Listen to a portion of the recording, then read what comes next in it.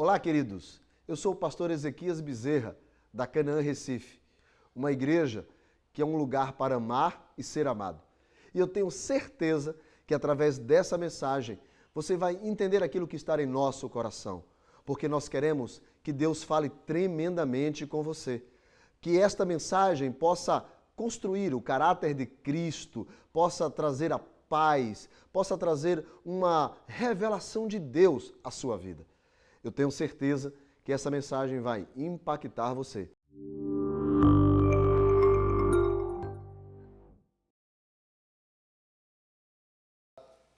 Segundo Tessalonicenses,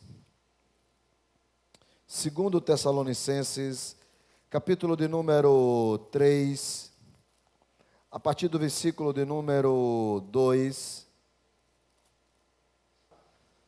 diz assim a palavra do Senhor: e para que sejamos livres de homens perversos e maus, porque a fé não é de todos. Diga, a fé não é de todos. Então, porque a fé não é de todos, e o versículo 3 diz: todavia o Senhor é fiel, e Ele vos confirmará, e guardará do maligno. E o versículo de número 4 diz: nós temos confiança em vós, no Senhor, de que não somente estáis praticando as coisas que vos ordenamos, como também vocês vão continuar a fazê-las. Continuar a fazer.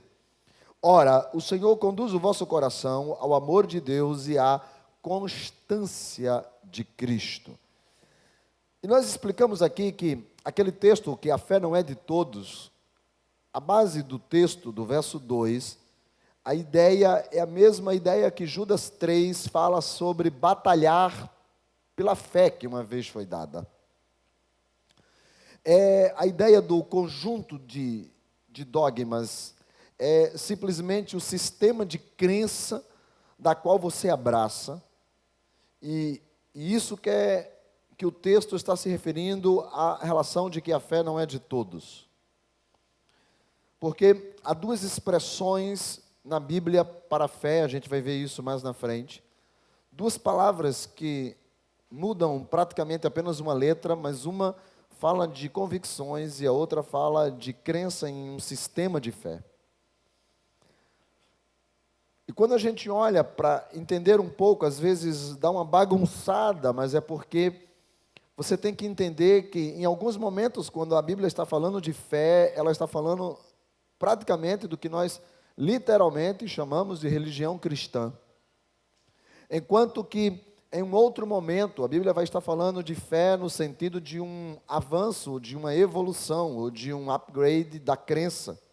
É a fé propriamente dita, e essa é a que nós estamos falando, é a que opera milagres. Quando eu olho para o Antigo Testamento, eu vejo que no Antigo Testamento, essa fé que nós estamos falando sobre o Novo, e que no Novo nós temos aproximadamente aí quase que 250 referências dessa fé.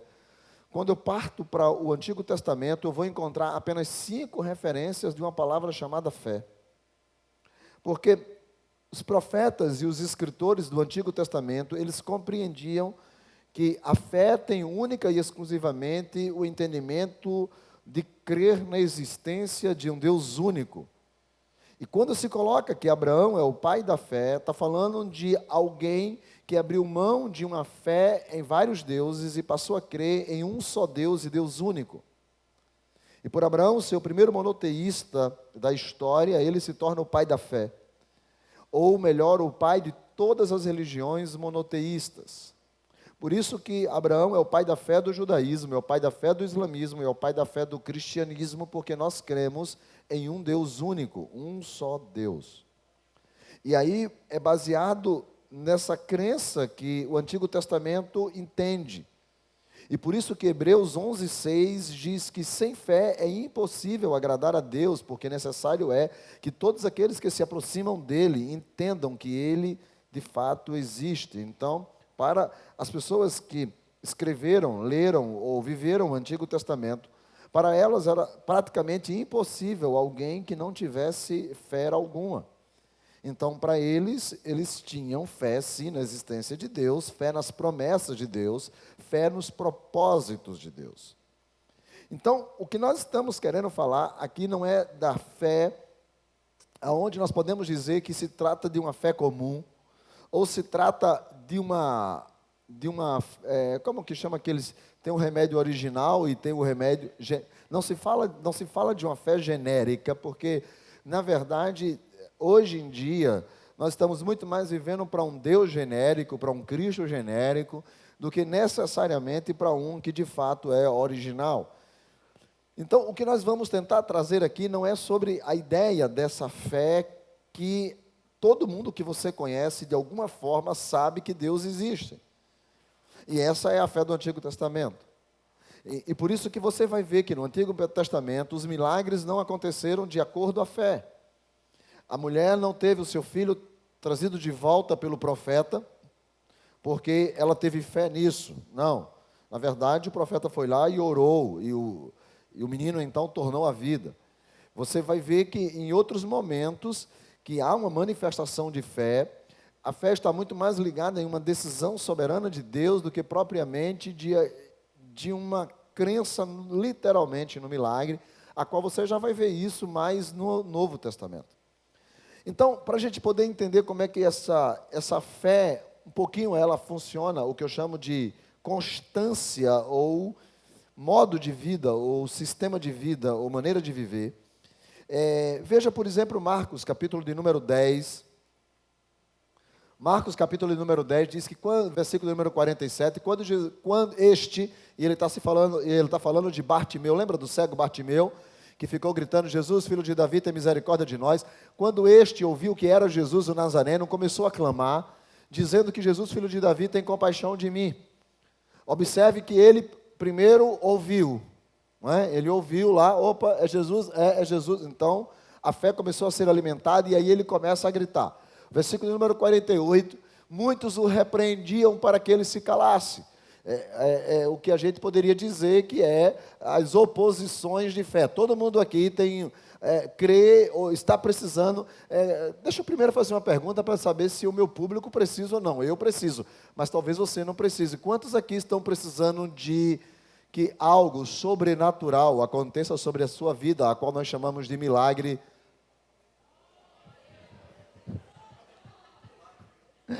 Ok? Então todos nós estamos precisando, e se todos nós estamos precisando desse algo sobrenatural que aconteça na nossa vida, então a gente precisa entender que assim como esse cego estava ali, e ele ouviu falar de Jesus, e ele foi alimentado pelo milagre, ele começou a gritar, olha, e ele conhecia, porque ele começa a usar a referência, Jesus, filho de Davi, tem misericórdia de mim, quer dizer, ele sabia exatamente como chamar a atenção de Jesus, mas aí o verso 48 diz que muitos começaram a repreender para que ele se calasse. E seja talvez assim a sua fé, deve ter muita gente querendo dar uma abafadinha aí nessa tua fé, não é? E aí, para que ele se calasse, mas olha o que é que esse rapaz fez, ele estava aqui, não é? E eu posso dizer que na evolução da fé, é mais ou menos assim, ele ouviu, aí opa, deu uma subidinha, aí decidiu gritar, Jesus, Jesus, deu uma outra subidinha, e alguém disse para ele, não, para de gritar, vai para lá, vai para lá, vai para lá. Aí a Bíblia diz, e ele então clamava ainda mais, ele deve agora ter dado uma corrida na escala da fé, ele clamava ainda mais, Jesus, Jesus, Jesus, Jesus, e aí, o que é que acontece? O versículo de número 49, Jesus para e diz, mande chamar esse cego, chamaram o cego, e disseram para ele, tem bom ânimo, levanta-te, ele está te chamando, e ele te chama. E aí quando ele ouve isso, versículo de número 50, diz que ele lança de si a sua capa, dá um salto, levanta-se e vai ter com Jesus. Olha como a fé desse cara está crescente, né? Ele está agora cheio, ele não está só na esperança, gritando, tem misericórdia, ele agora está cheio de ânimo, porque ele agora vai ter com Jesus. Aí ele lança a capa fora, a gente não vai falar esse negócio de capa, nada disso, mas aí Jesus lhe pergunta ao cego, o que é que tu queres que eu te faça? E ele responde, mestre, que eu veja, para aí, não passa o outro ainda não. Pergunta, esse rapaz está diante de Jesus, eu lhe faço a pergunta, ele está vendo ou ele está cego? Ele está vendo ou ele está cego? Ele está cego. Alguém tem alguma dúvida disso?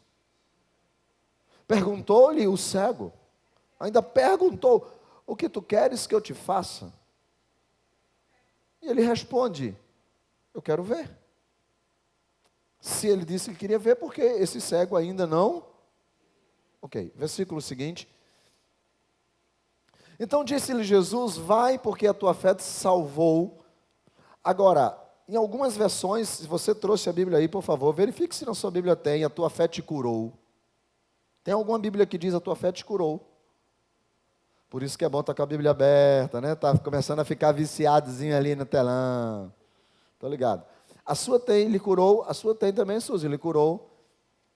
A sua também tem, lhe curou. A sua tem, lhe curou. A sua tem, lhe curou. Ok. E a sua Bíblia tem, lhe salvou. Salvou, curou. Então tem as duas. Curou e salvou. Será que alguém traduziu errado? Não. Os dois traduziram certos. Por que os dois traduziram certos antes de a gente entrar nisso daí? É que, só para você entender, deixa eu olhar o nome da palavra aqui. Do grego a palavra é sodzo. Ela tanto pode ser usada para cura, como ela pode ser usada para salvação. Mais ou menos assim. Alguém vai procurar um médico porque o menino está morrendo. Então, o menino é salvo. Sodzo. Alguém vai procurar um médico porque o menino está doente, morrendo. Então, o médico vai lá e o menino é curado. Sodzo. Tanto salvação, por isso que alguns dizem a tua fé te salvou, e ali não está falando de salvação de vida eterna ainda. É literalmente de cura. Ele usou a palavra sodzo, e por isso que alguns traduziram salvou e outros traduziram curou. Ambos derivam da mesma palavra. Agora, o legal disso é que sodos é uma palavra que diz que tanto a salvação como a cura é algo que é gerado no alto e não embaixo. Então Jesus disse: a tua fé gerou lá em cima a tua cura aqui embaixo. Sodzo é algo que é gerado no alto. A salvação ou a cura que é gerada no alto. Então, quando eu leio esse texto, eu fico perguntando algo também muito mais intrigante. Porque Jesus manda ele ir embora, e Jesus está falando com um cego. O camarada chega lá, cego. E Jesus pergunta para ele: o que é que você quer? E ele diz para Jesus: eu quero ver. Jesus olha para ele e diz assim: vai, você já está vendo. É assim que está escrito? Não, Jesus disse: a tua fé te salvou ou curou. Vê se a NVI tem curou, mas escuta só uma coisa. Eu sei que você é muito melhor de português do que eu. Então eu quero fazer uma pergunta para você. Vá, disse Jesus, a sua fé o curou. Esse curou, você sabe dizer aí o que é que ele representa? Já ouviu falar de tempo verbal? Você sabe que esse tempo verbal, ele está dizendo, aí ele é, como é mesmo? Pretérito perfeito. E se ele é pretérito perfeito, no grego, ele é perfeito do indicativo. Ou seja, é a mesma coisa do nosso pretérito perfeito simples. Pastor, o que quer dizer isso? Aula de português? Não, é o seguinte. Jesus usou uma palavra cujo fato ocorrido não acontece naquela hora. Aconteceu lá no passado. Aconteceu num momento anterior. Mais ou menos assim, alguém vai falar de um aluno, então o aluno assim, fulano de tal, ele passou porque ele estudou as lições ontem à noite. Jesus está falando, fulano passou agora porque ele estudou as lições ontem à noite. Pretérito perfeito, lá atrás. O cego chega diante de Jesus e Jesus diz, o que é que você quer? Ele diz, eu quero ver. E Jesus diz para ele no pretérito perfeito, mas a tua fé já te curou lá atrás. Você já está curado. E a pergunta é, quando que ele foi curado? Pela palavra de Jesus, a sua fé o curou, e o curou no pretérito perfeito, do indicativo, no grego, da forma mais simples do nosso português, quer dizer que a ação não ocorreu naquela hora. A ação ocorreu quando aquele homem ouviu que era Jesus que estava passando, e ele começou a gritar. Foi ali que a cura aconteceu. Você está entendendo isso, sim ou não? Por isso que, deixa eu te dizer uma coisa, muitos dos milagres que você está querendo, que talvez ainda não aconteceu agora, que você ainda está cego, você ainda não pegou, mas é essa constância da tua fé que vai determinar que esse milagre hoje já aconteceu lá atrás. Por isso que fé é uma constância de comportamento. Aquele homem ouviu lá atrás.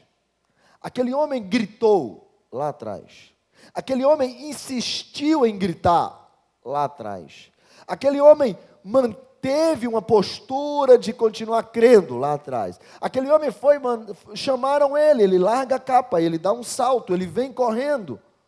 E ele chega diante de Jesus e ele já sabia o que ele queria. Será que isso aconteceu tudo naquele momento? Não, tudo começou a acontecer lá atrás. Fé é uma constância de ações e de atitudes.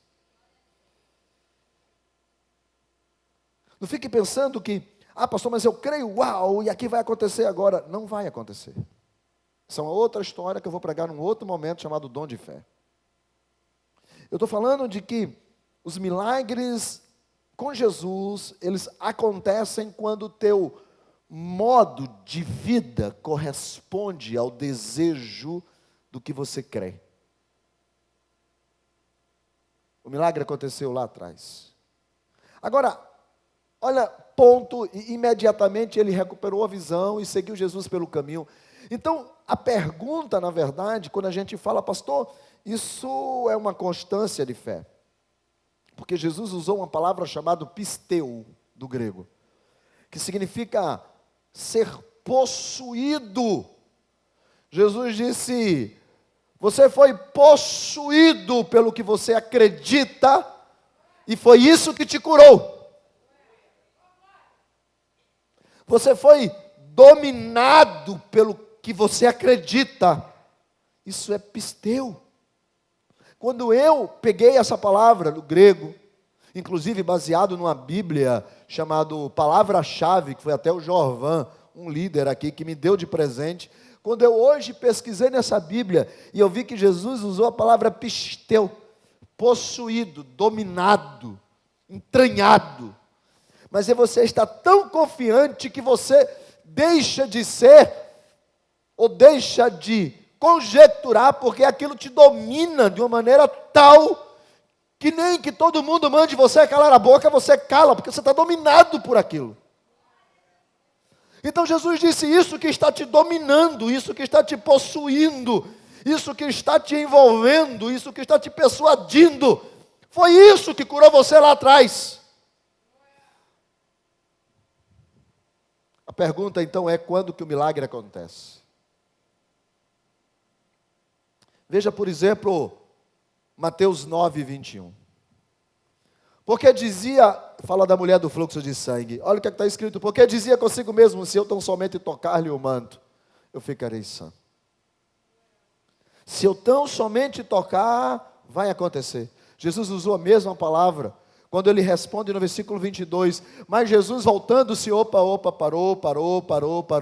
O que foi? É que alguém me tocou, você sabe daquela história? E tem, não, todo me tocou e tal, a mulher se levanta, e ele vê a mulher e ele diz, filha, tem ânimo, porque a tua fé te salvou. A mesma coisa lá, o sódio curou, salvou. Em relação à saúde, e ali a tua fé também está no pretérito perfeito simples, aonde Jesus está dizendo, não foi agora, no toque do manto, que você está curado. Você está curado quando saiu de casa dizendo: se eu tão somente tocar, eu serei curado. Você foi curado lá atrás. Quando eu li isso, eu falei: ainda bem que eu estou indo pela linha certa. Ou seja, fé é um modo de vida. E agora, olha o que diz. Naquela hora a mulher ficou sã. Então, mas a pergunta que eu fico fazendo comigo mesmo é: se eu sei que a fé, ela funciona assim, eu estou desempregado e eu preciso de um emprego. Então eu acredito que eu vou trabalhar naquela empresa, sabe? E aí deixa eu contar para você um testemunho, alguns testemunhos de fé. Depois, quando eu estava vendo isso, eu vi Deus, como que as coisas aconteceram. Eu era adolescente e eu li um livro A Quarta Dimensão, de Paul Yang-Shu. Quem já leu esse livro aqui? Ok, só os crentes quarentão, que é 40 anos de crente. Ok, e aí eu li esse livro A Quarta Dimensão, do pastor Paul Yang-Shu. E ele dizia que a fé é mais ou menos assim: você fica grávido de algo. Ninguém vê, só você. Ninguém sente, só você. Não está ainda na tua mão, mas está aqui dentro. Lembra disso? Vocês lembram aí, os que têm 50 anos de crente? Ok. Aí eu li esse livro, mas gente, eu falando isso significa que eu também tenho, né? E aí ele disse que ele ficou grávido de duas coisas. Vocês lembram do livro de que foi que ele ficou grávido? Uma bicicleta e uma escrivaninha. E ele ficou grávido da bicicleta e da escrivaninha. E ele diz no livro que como que funcionava? É que de manhã ele sentia que ele estava andando de bicicleta. E ele sentia as dores musculares da bicicleta. E ele viu a cor da bicicleta. E ele imaginou ele sentado. E ele, mais ou menos, arrumando-se na bicicleta. E ele começou a ver a bicicleta. Porque a Bíblia, o que é que o livro diz? Que do jeito que ele viu, ele teve a bicicleta. Lembra do livro, não foi isso? E ele disse: você tem que ficar grávido. Quando eu estava estudando isso hoje, eu falei: sabe que em 1984, quando eu li esse livro, a igreja tinha fé, e nós perdemos essa essência. A gente deixou de ler alguns livros. O pastor Paul Yang-Shu é pastor de uma igreja pequena, 1,5 milhão de crentes.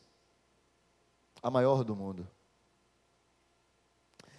Eu me lembro de um pastor também, que ele foi enviado para uma cidade, para ser pastor de uma igreja, e quando ele chegou lá, nessa igreja, a igreja era grande, não, mas ele descobriu que nessa igreja só tinha um paralítico. Porque, primeiro culto, né, a posse do pastor. Aí ele chegou lá, botou o terno.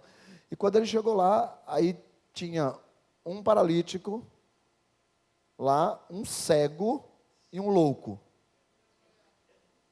Aí ele falou assim: bom, pelo menos aqui. Aí tinha um rapaz que estava lá assim na porta, né? Aí disse: bom, pelo que eu estou vendo, o cego, o louco e o irmão que é paralítico, os três são crentes. Então eu vou pregar para aquele rapaz. Aí, antes perguntou assim: o senhor é crente também? Aí ele falou: não, eu vim só para trazer ele que não pode andar, eu vim empurrando, mas eu não gosto nem de crente. Ele disse que sofreu, mas sofreu muito, muito, porque até o porteiro, que era o que ficava com a chave da igreja, estava desviado. E aí ele disse que, por conta própria, com seus próprios recursos, ele alugou uma casa. E ele disse: eu vou escolher a melhor casa da cidade. Ele foi lá e pegou uma baita de uma casa. Ele alugou uma baita de uma casa, ficava na rua principal. E ele disse: eu vou começar a me imaginar que eu sou pastor de uma grande igreja. E ele disse que todo dia de tarde ele ia para a janela da casa. E ele ficava na janela da casa, porque ficava próximo, vinha uma escola, e ele ia exatamente na hora em que os alunos largavam da escola. E ele ficava, e o pessoal passava na janela da casa dele. Então ele abriu a porta da janela e ele ficava lá. E o pessoal começava a passar, ele ficava: a paz, querido, tudo bem? Não esqueça de avisar sua mãe que domingo tem culto, viu? E os jovens mudaram de calçada, porque disseram: aquele pastor é doido. Porque ele, todos os dias, ele ficava: a paz, querido, tudo bem? Olha, não esquece, semana que vem, reunião com os jovens na igreja. E todo mundo começou a achar que ele era completamente doido.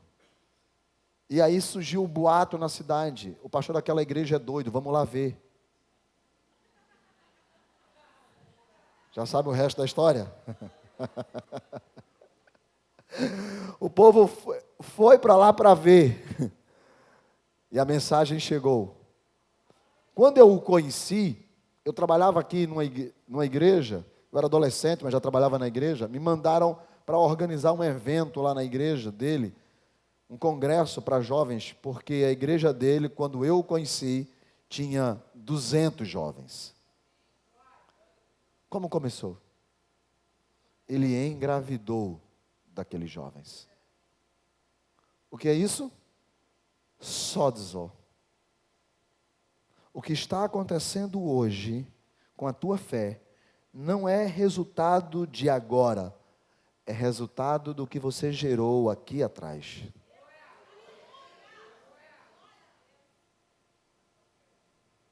Você quer um emprego bom? Começa a se imaginar nele. Você quer trocar de carro? Eu estou falando trocar, não estou falando comprar, porque para comprar tem um detalhe, tem que ter primeiro carteira. Tá? Então primeiro carteira, depois pensa no carro. Porque se você quer o carro sem carteira é pecado, Deus não vai te dar a tua oração, vai ser tudo em vão. Mas se você está fazendo tudo segundo a vontade de Deus, então comece a imaginar o que pode acontecer na tua vida. Engravide, fique grávido do que você deseja.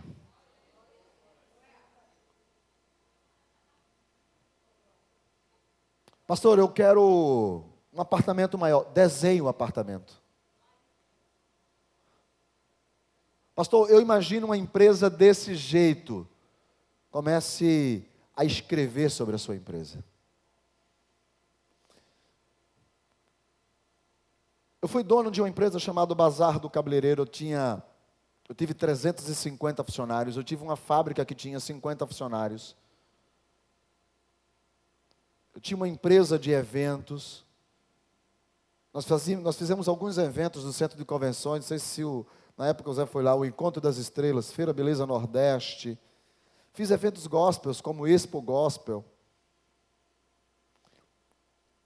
E todas essas empresas, na verdade, elas nasceram, depois é que eu percebi isso, quando eu ainda era muito adolescente.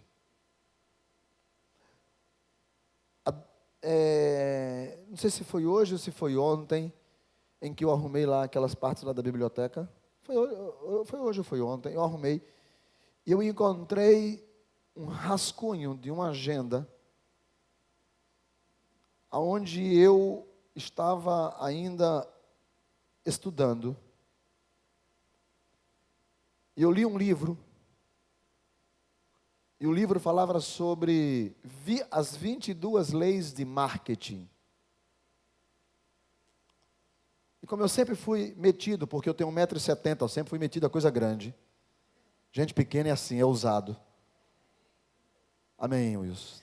Tamo junto. Ousado. Eu decidi escrever as 100 leis de marketing. Eu li as 22, fiquei impressionado, falei, vou escrever 100. Eu tinha mais ou menos uns 17 anos de idade.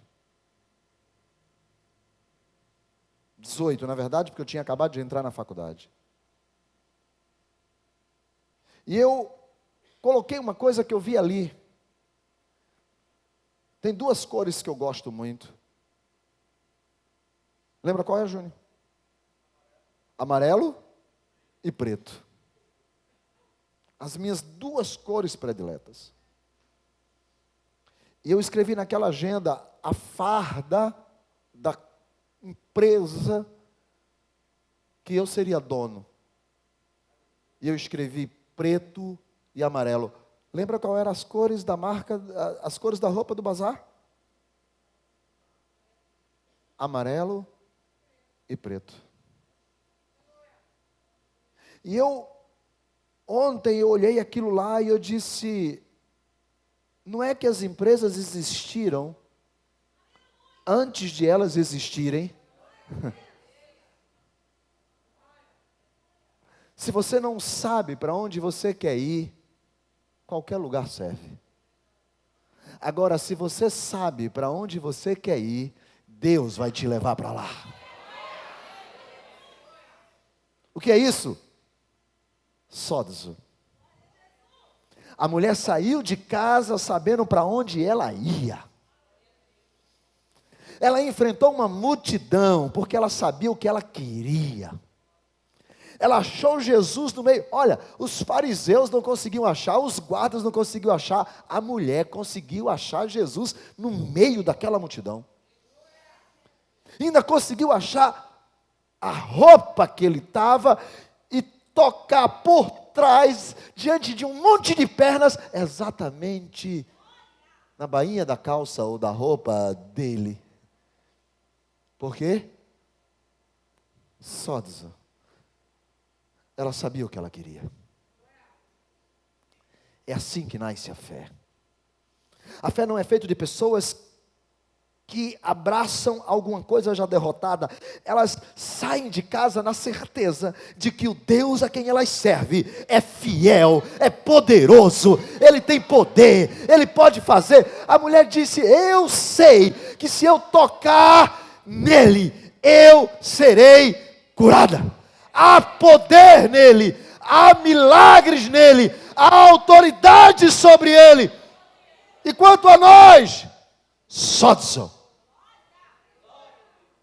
Comece a alimentar a sua fé. E é por isso que fé tem a ver com irritação. Isso é uma outra coisa que eu vou falar lá na frente, que é como que a fé se manifesta. Mas se você está inconformado com a situação que você está, a fé já começou a nascer. Se você não aceita essa situação, a fé já começou a nascer.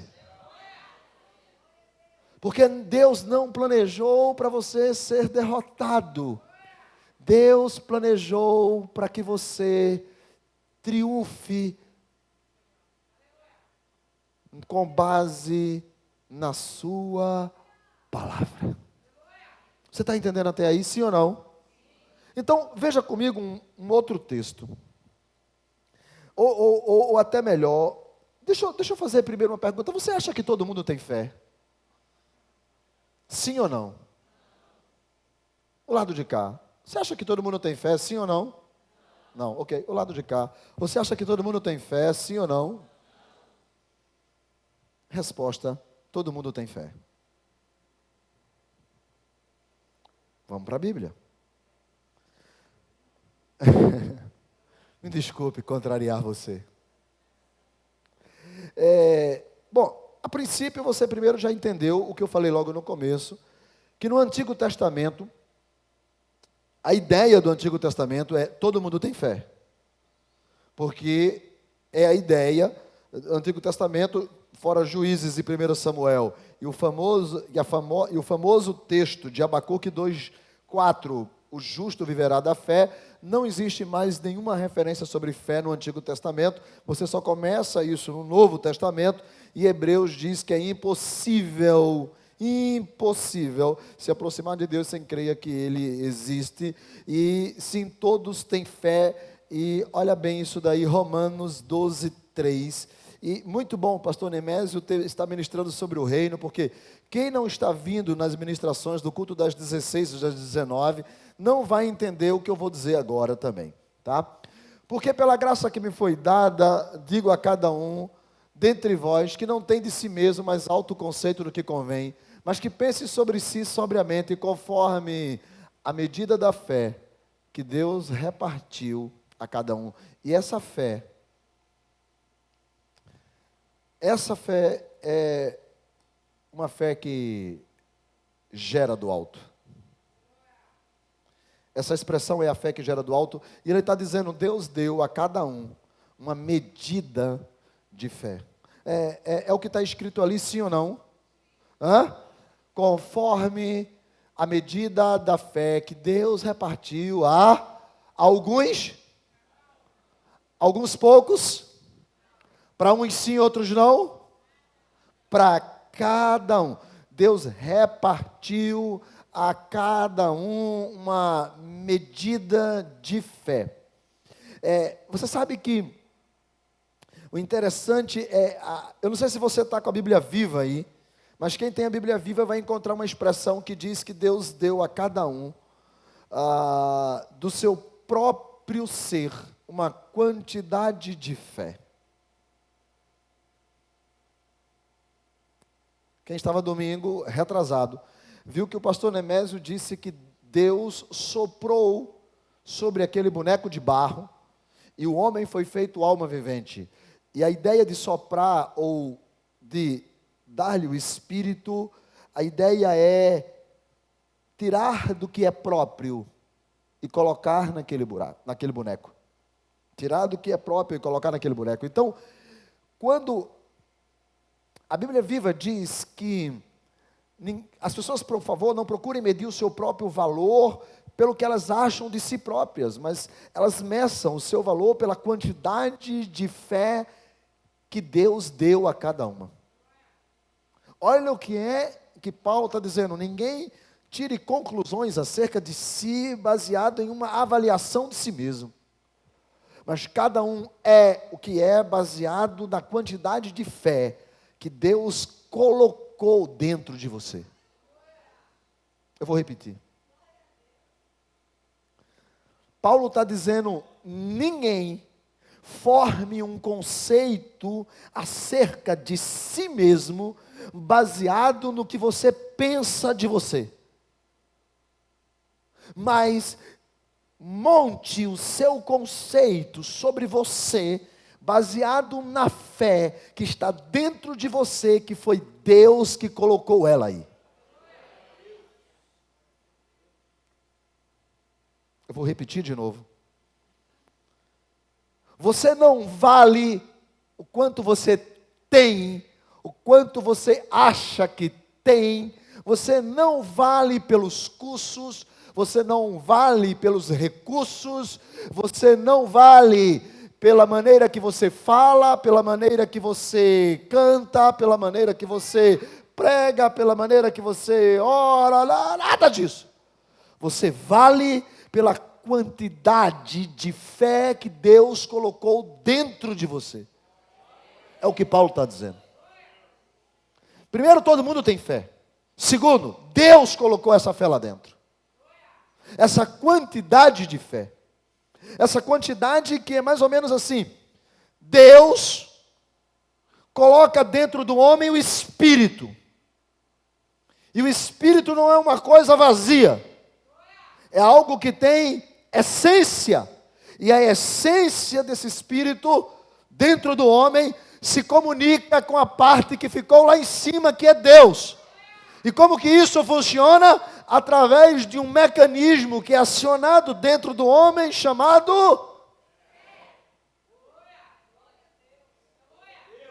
Por isso que tem que ter fé na relação com Deus.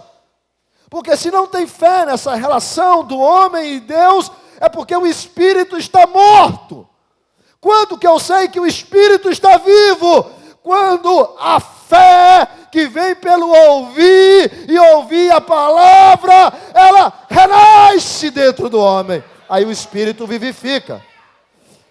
E essa conexão do Espírito de Deus com o Espírito do homem só acontece através da... E por isso que todo mundo tem que ter. Por isso que todo mundo tem que ter, porque se alguém não tiver essa conexão, não vai conseguir haver. E por isso que Hebreus diz, é impossível. Porque Deus pôs dentro de cada um uma porção de fé. Agora, vamos para outra pergunta. A pergunta é se essa fé, ela se desenvolve se essa fé cresce.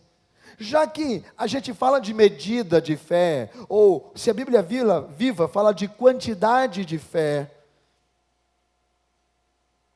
a pergunta é, essa fé, que é a essência, coloca 2 Coríntios 4,13, por favor,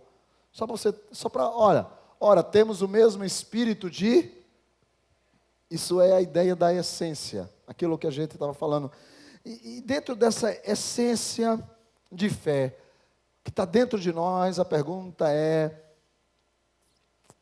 cresce, desenvolve, sim, claro, até porque, entenda bem uma coisa, coloca Salmos 82, 6, isso, chutei certo. Aqui eu anotei para vocês, mas esqueci de anotar para mim. Eu disse, vós sois deuses e filhos do Altíssimo todos vós. Você sabe que esse texto que está em Salmos, Jesus usa ele. Em João 10. Jesus começa a dizer, Jesus está pregando e diz assim, eu e o Pai somos um. O povo, que é isso, rapaz? O camarada está dizendo que é Deus. Aí Jesus diz assim, muito mais forte. Eu e o Pai somos um porque eu sou filho de Deus. E quando Jesus diz isso, eles pegam pedras para apedrejar Jesus. E começam a gritar, blasfêmia, blasfêmia, pecou, pecou. Jesus disse, como pecou? Vocês não conhecem nem a lei de vocês. Aí eles, como? Está escrito. Vós sois deuses e filhos do Altíssimo. Eu só estou citando as Escrituras. Quando eu digo que eu e Deus somos um, e quando eu digo que eu sou filho de Deus, eu estou citando as Escrituras. Vocês querem me apedrejar por isso? Diz a Bíblia que eles não sabiam mais o que fazer. E largaram as pedras. E foram embora revoltados. E ali começou a planejar matarem Jesus. Por que Jesus usa a expressão de Salmos 82,6? Ou por que 82,6 diz que vós sois deuses? E que somos também filhos do Altíssimo. E filhos ali é exatamente gerados. Que saiu de. Por isso que Coríntios 4,13, quando diz, há em nós o espírito da fé, é que exatamente a essência de Deus, que tem o poder de fazer as coisas, porque Deus disse, haja e houve. Essa mesma essência está dentro de você.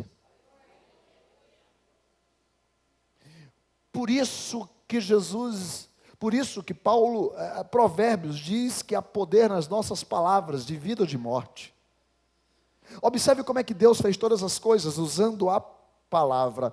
E olha o que é que está escrito em vários outros textos das Escrituras, que as coisas acontecem quando eu uso a palavra.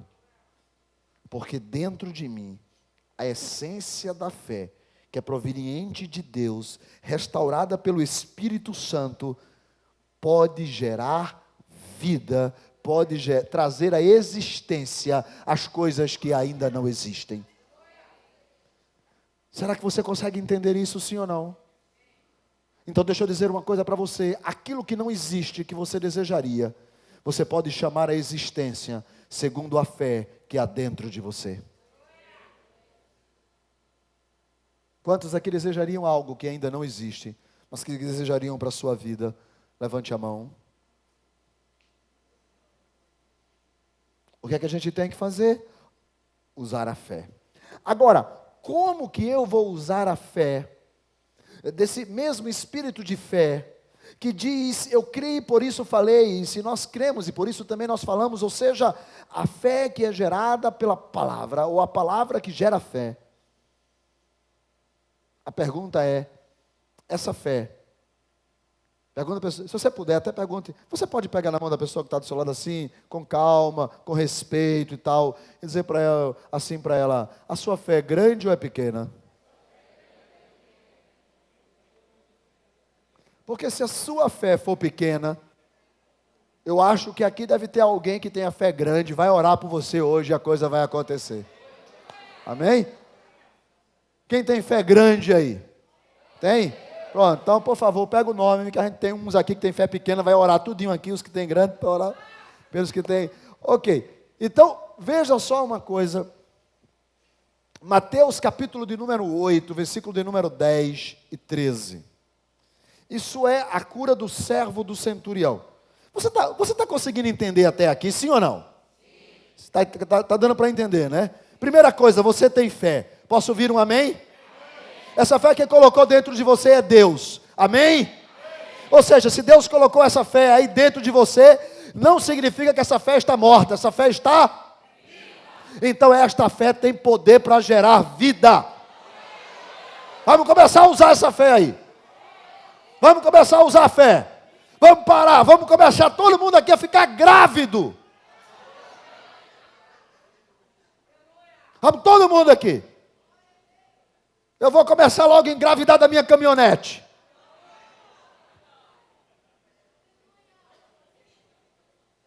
Amém? Eu estou grávido faz tempo dessa caminhonete, mas toda vez que eu vou olhar o preço, eu aborto.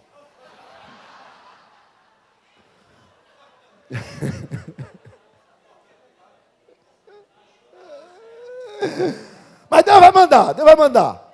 Amém? Amém, Deus vai mandar. Mandou chuva para Noé quando lá era deserto. Vai mandar uma caminhonete. Jesus, ouvindo isso, admirou-se e disse aos que o seguiam: em verdade eu vos digo que ninguém encontrei em Israel com tamanha. Jesus está lá e chega um camarada e fala: Senhor, só podia curar o meu servo que está doente? Jesus fala assim: vamos lá. Não, não precisa. Se o senhor proferir daí onde o senhor está uma palavra, o meu criado lá em casa vai ficar curado.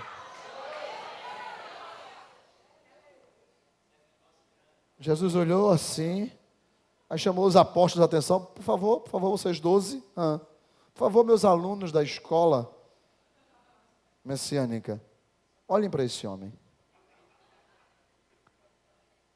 Ninguém em Israel tem uma fé desse tamanho. Medida. Ele não disse desse tamanhozinho, ele disse desse tamanho. Medida. Se fosse você, dizia assim: claro, o senhor tem que ir lá em casa, vai ter que pôr a mão, passar o óleo da unção, dar 7 voltas em volta do...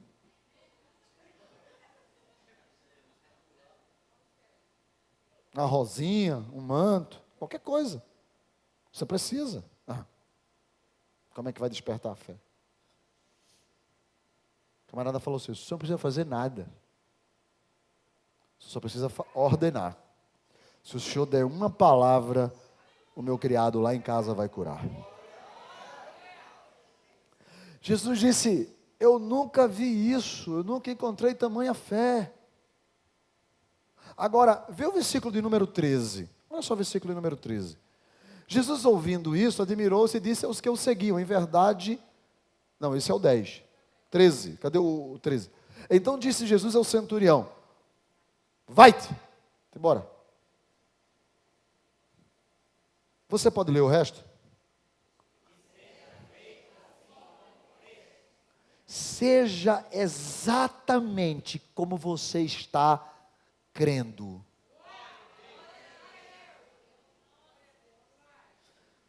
Exatamente como você está crendo. Vai ser como você gerou. Como você viu. Da cor que você imaginou. Do tamanho que você pediu. Vai ter o cheiro que você está sentindo aí.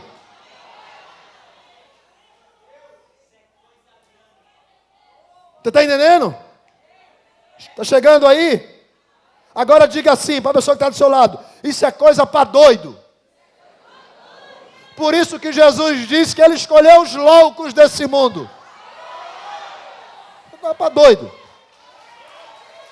Tem que crer.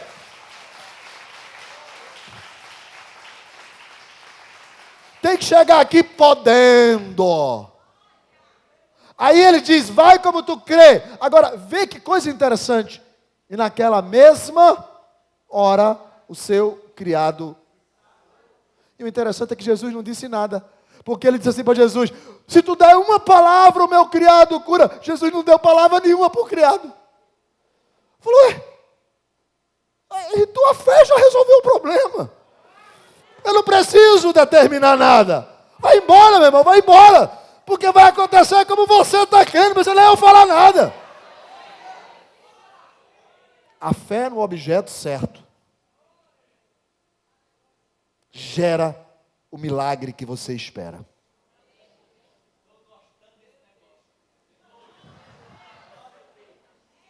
Quer ver outro?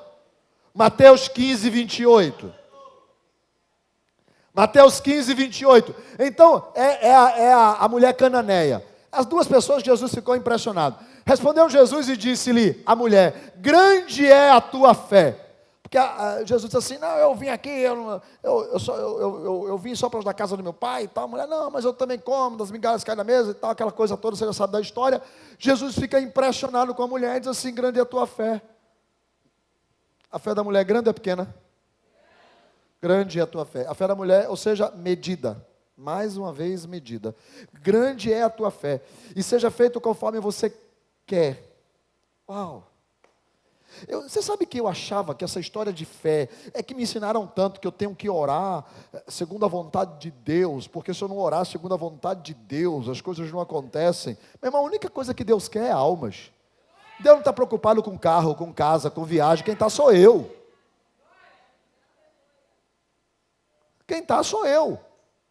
Deus está preocupado com vidas. Não, tem que orar segundo a vontade dele, porque se não acontecer orar segundo a vontade, a coisa não acontece. Acabaram cortando a nossa fé. Essa semana eu comecei a estudar sobre fé, e eu falei, Deus, sinceramente, eu sou muito do mané. Porque olha para ali. Grande é a tua fé. Seja feito como você quer. Por favor. Tem alguns empresários aqui, tem? Fica de pé, só os empresários. Só os que têm alguma coisa. Só os que são microempresários, que têm um pequeno negócio, profissional liberal, autônomo. Fica de pé.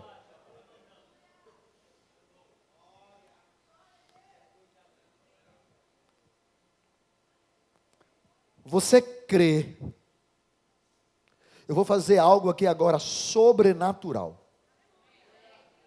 Você crê que vai vir sobre o seu negócio uma unção de prosperidade. Vai vir sobre o seu negócio. Quando você estiver chegando, já vai estar cliente na porta. Quando você ligar o telefone de manhã, já vai estar tocando, falando assim, eu quero comprar. Você crê nisso? Então eu vou fazer agora algo sobrenatural. Pode sentar, que será conforme a sua fé.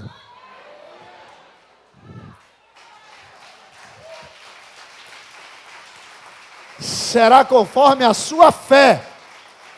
Ou você crê que Deus é contigo no teu negócio, ou aposenta a chuteira, meu irmão. Mas engravida. Engravida de algo grande na tua vida. Imagina o teu birô, imagina a tua cadeira, imagina a tua secretária, imagina o teu escritório, imagina a tua filial, imagina os funcionários trabalhando com você, imagina a tua marca, imagina as roupas que vão ter lá, imagina como é que vai ser o número, já coloca já o e-mail, já imagina a frase de efeito que vai chamar os clientes, engravida! Que será conforme a tua fé. Será como tu queres. E desde aquela hora, a sua filha ficou. Eu observei duas coisas desses dois textos. Primeiro, algumas coisas que eu observei. As duas pessoas que Jesus disse que não havia coisa maior, e não houveram maior do que ele. Um foi um homem e o outro foi uma mulher. Ou seja, ambos os sexos. Tá? Ó, o maior que tem, esse camarada aqui. O maior que tem, essa mulher aqui. Segundo, nenhum dos dois eram da religião de Israel. Você sabe que parece que a religião faz a gente colocar a nossa fé para baixo. Olha, não é bem assim que a coisa funciona.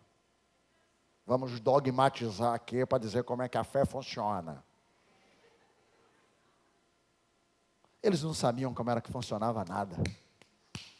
O que era que eles tinham diferente dos outros? Eles acreditavam. Acabou.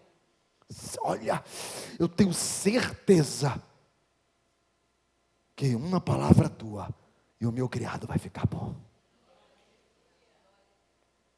Para de colocar regras na fé. A fé, ela não pode ser, a fé que realiza milagres não pode ser dogmatizada. Não existe uma maneira de dizer que a fé funciona assim. É simplesmente coisa para doido. Comigo também. É coisa para doido. Então, ou você crê, ou você não crê. Então, vira a pessoa que está do seu lado e diga para ela assim: se tu me vê como doido, é que eu sou. Deixa eu te falar uma terceira coisa nessa fé. Vê que coisa interessante também nessa história desses dois caras que a fé estava lá em cima, desse camarada e dessa mulher. Agora essa é forte. Segura um pouquinho assim na cadeira, porque essa vai ser forte. Segura. Segurou? Nenhum dos dois pediram para eles mesmos.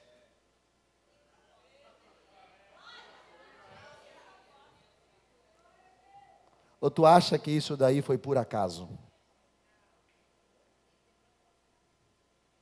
Nenhum dos dois pediu para eles mesmos. E aí bate com o que está escrito lá em Tiago.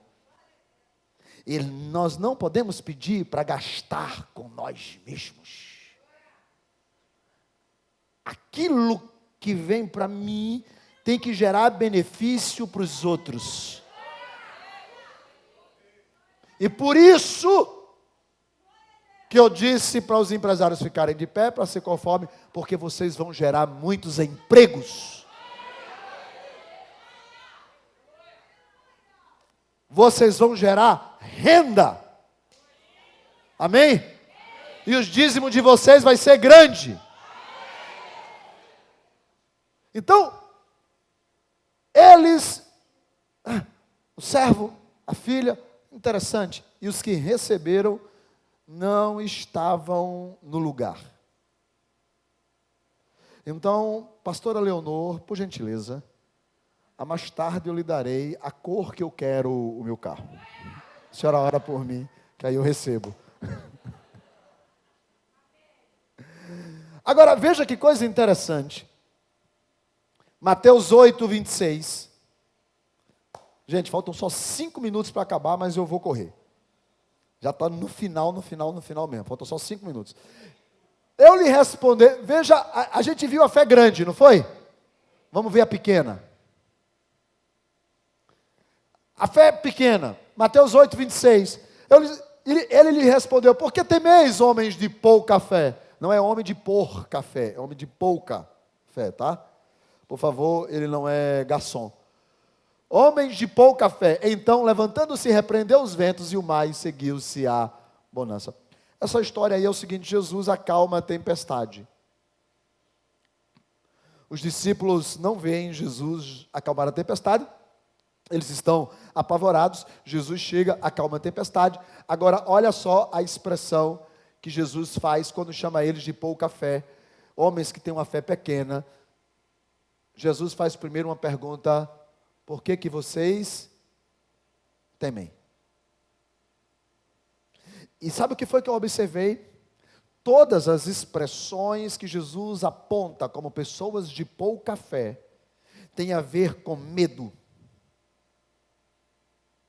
Veja Mateus 14:30. Mas sentindo o vento, teve medo. E começando a submergir, clamou: Senhor, salva-me. Veja o verso 31. Imediatamente estendeu Jesus a mão, segurou e disse-lhe: homem de pouca, por que você duvidou? Medo, dúvida. Sabe por que as coisas não acontecem, ó, homens e mulheres de pouca fé? Porque tu tem medo.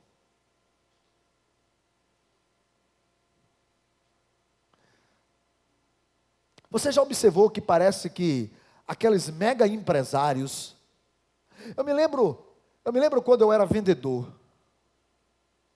E eu era vendedor, eu saía de casa de ônibus, pegava minha pastinha, eu ia para o centro da cidade para tirar pedido nas lojas de cosméticos, eu era representante comercial. Eu me lembro que uma vez, em um almoço, eu conversei com um amigo meu, porque tinha um camarada que era muito rico, mas rico mesmo. E eu comentei com um amigo meu e eu disse assim para ele: mas rapaz, vou dizer uma coisa para tu. Fulano de tal, sinceramente, que bicho burro, rapaz, o cara não sabe nem assinar o nome. O cara não sabe nem assinar o nome, o cara... Tu já viu como é que ele trata o pessoal? Irmão, tu já almoçou com ele? Todo mundo comendo de talher e ele comendo de colher.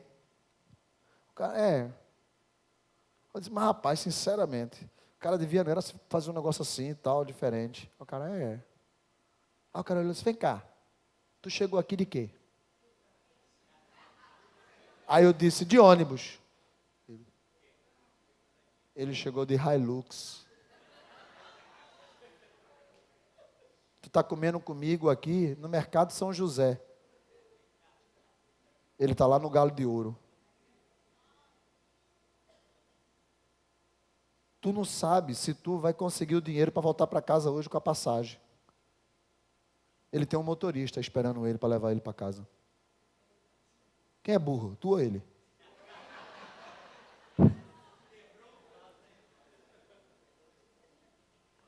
Eu comecei a olhar.